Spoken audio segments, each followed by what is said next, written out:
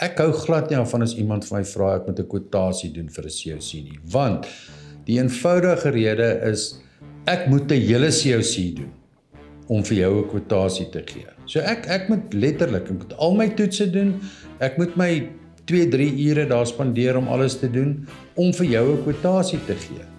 So wat ek gewoonlik doen is, ek sê vir jou, ons vra X bedrag vir 'n COC, dis jou tyd om al jou toetse te doen.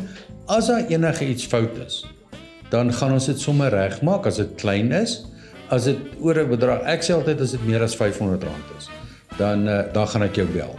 Van die perseel af, en ek gaan vir jou sê, hoorie, François, ons het jou ding gedoen, jou aardlikasie werk nie, hy is R300, daai ding werk nie, so om al jou goedjies reg te maak is dit R1000.